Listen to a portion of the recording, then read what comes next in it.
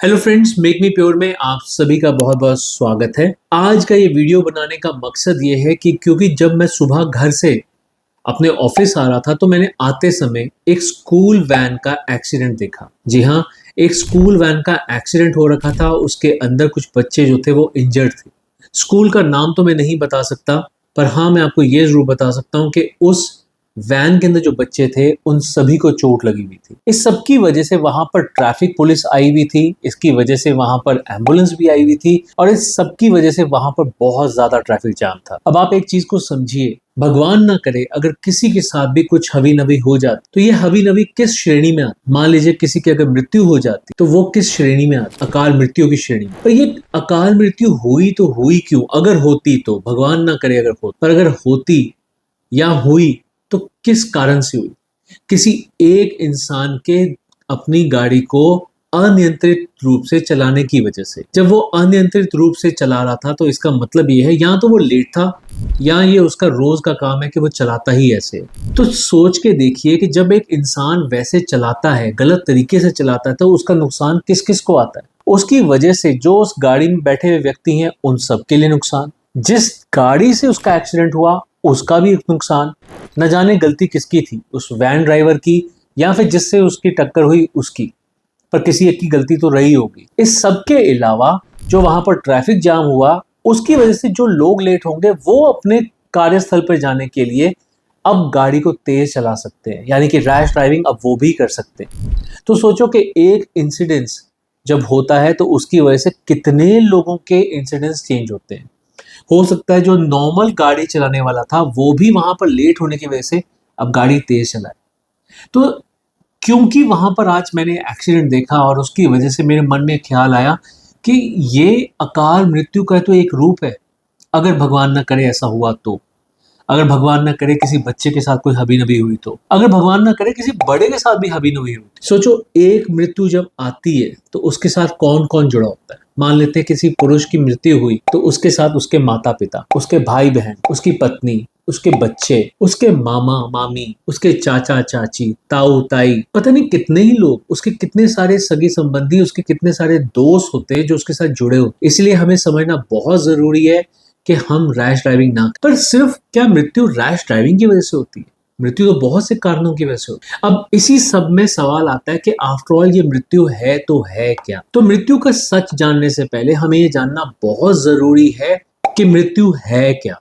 मृत्यु हमारे 16 संस्कारों में से एक संस्कार है जो कि अंतिम संस्कार कहा जाता है। कुछ लोगों को लगता है कि मृत्यु तो केवल बुढ़ापा आने पर ही आएगी, लेकिन ऐसा बिल्कुल भी नहीं है। मृत्यु कभी भी और कहीं भी आ सकती है। पुराणों में तो यहाँ तक कहा गया है कि मृत्यु एक बहुत ही पवित्र देवी है जो कि शाश्वत है, इसे हम कतई नकार नहीं सकते हैं। मृत्यु हमारे जीवन का एक अभिन्न अंग है। मृत्यु का अर्थ है किसी भी प्राणी के जीवन का अंत। हमें सारा जीवन मृत्यु के सच के साथ ही जीना होता है। अगर जीवन है तो मृत्यु भी है, जो आया है वो जाएगा भी, ये एक अटल सत्य है। अतः मृत्यु तो हमारे शरीर की होती है, आत्मा तो कभी भी नहीं मरती। हम देखते हैं कि आत्मा शरीर में से निकल गई, ये जीवन मृत्यु को प्राप्त हो गया, परंतु सत्य यह है कि हम प्रत्येक क्षण मरते हैं। हमारा बचपन का छोटा सा शरीर जब जवानी तक आता है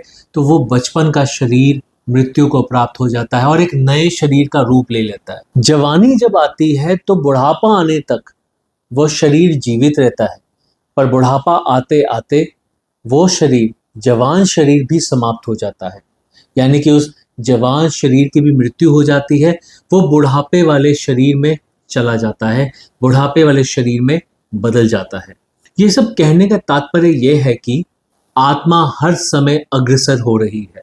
अंत में आत्मा जो है वो एक शरीर को छोड़कर जब चली जाती है तो आत्मलोक में पहुंचती है और वहां पर वो अपनी अगली यात्रा के लिए अग्रसर होती है और दूसरे शरीर को प्राप्त करती है। और हम कहते हैं कि जीवन की मृत्यु हो गई। भगवान श्री कृष्ण ने भी गीता में इस बारे में बताया है और जिस श्लोक में बताया है वो श्लोक आप स्क्रीन पर देख सकते हैं। ये जो श्लोक आप स्क्रीन पर देख रहे हैं इसका अर्थ है कि जिस प्रकार से एक मनुष्य अपने फटे पुराने वस्त्रों को त्याग कर नए वस्त्र को धारण करता है, उसी प्रकार मृत्यु होने पर आत्मा भी पुराने तथा व्यर्थ शरीर को त्याग कर नया शरीर धारण करती है। अब प्रश्न ये उठता है कि मृत्यु कब और कैसे आती है। तो मृत्यु कभी रोग के कारण आती है, तो कभी बुढ़ापे के कारण आती है, और कभी कभार तो अकस्मात आती है। मृत्यु तो हमारे जन्म के साथ ही हमसे जुड़ जाती है, बस हमें हर क्षण उसके साथ जुड़कर रहना है।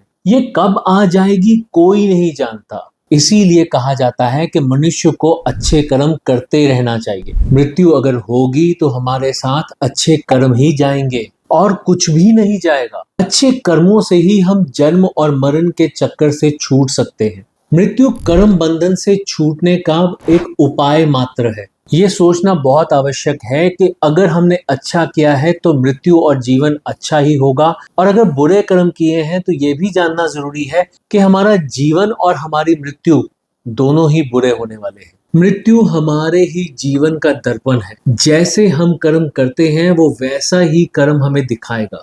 बस मैं तो यही कह सकता हूं कि मृत्यु से डरो मत। जिस तरह हम एक जीवन आने पर खुश होते हैं, उसी तरह हमें मृत्यु को भी स्वीकार करना चाहिए, क्योंकि मृत्यु जब आएगी तभी तो एक नए जीवन की संरचना करेगी। मृत्यु वो सच है जो मनुष्य के जीवन को वास्तविकता का परिचय कराती है। बस यही है मृत्यु का सच। आप सबसे मेरा आग्रह है कि जैसे कि मैंने आज सुबह देखा एक वैन का एक्सीडेंट होते हुए, आप सब कोशिश कीजिए कि जितना आप सेफली ड्राइव कर सकें, जितना अच्छा जीवन व्यतीत कर सकें, जितना रूल्स को फॉलो कर सकें वो फॉलो कीजिए, क्योंकि किसी की भी अकस्मात मृत्यु बहुत से लोगों को इम्पैक्ट करती है।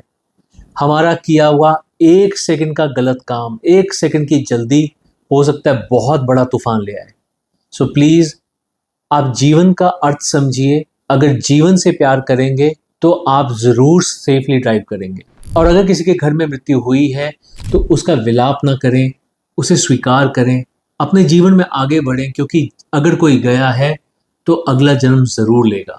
तो मैं उम्मीद करता हूं कि आज का ये वीडियो आपके बहुत काम आएगा, मृत्यु को समझने में बहुत ज़्यादा उपयोगी होगा, हमें एक प्रेरणा देगा कि हम अच्छी तरह से ड्राइव करें, हम अच्छी तरह से जीवन व्यतीत करें, न केवल अपने जीवन का बल्कि दूसरों के जीवन का भी ख्याल रखें।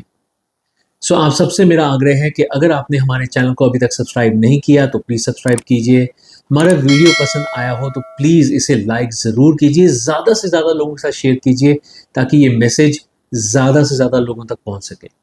So thank you very much for going through this video. Stay happy, stay blessed and safe. Have a nice day. Take care. Goodbye.